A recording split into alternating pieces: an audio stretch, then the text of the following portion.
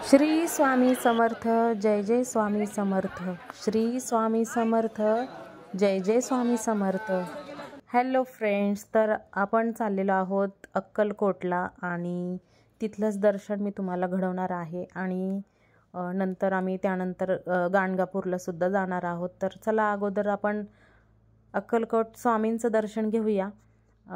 आणि छानपैकी सकाळी निघालो होतो, 5 वाजले आम्हाला पोचायला आणि आता गाडी पार्क करूया आणि दर्शन घ्यायला जाऊया। व्हिडिओ तर अलाउड नाही आहे तरीसुद्धा व्हिडिओ काढते मी, तर माझ्यामुळं तुमचं सुद्धा दर्शन होईल असं मला वाटतं, बाकी काही नाही। तर दर्शन तर छान झालंच आमचं, पण असे छान असे योग येत आहेत मला दर्शनाला जायला, खूप देवांच्या दर्शनाला। म्हणजे मला असं कोणी बोललं की आपल्याला इकडे जायचं आहे तर लगेच मी निघते आहे, असं नाही म्हणत नाही आहे।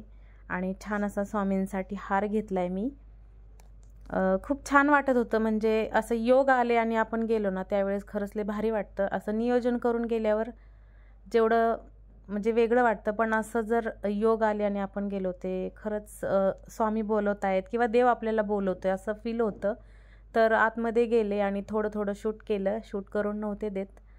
तर खूप छान असं तिथं म्हणजे सगळ्यांनाच माहिती आहे, आपण स्वामींच्या मंदिरात गेल्यावर आपल्याला सगळ्यांना प्रसन्नच वाटतं तिथं आणि नामस्मरण आपलं चालू असतं मनातल्या मनात। तर तेच चाललेलं आहे आणि खरं तिथं मला एक गोष्ट पटली नाही। खरं खूप लोक गर्दी करतायत, म्हातारी माणसं पाहत नाही आहेत किंवा छोटी मुलं, वयस्कर माणसं ह्यांनाही सुद्धा बघत नाहीत, एवढी चेंगराचेंगरी करतायत। मला ही गोष्ट पटली नाही। मी तिथं खरं एवढ्या मोठ्या आवाजात बोलले सगळ्यांना, म्हणजे सांगितलं गर्दी नका करू, पण खरं कोणी ऐकत नव्हतं।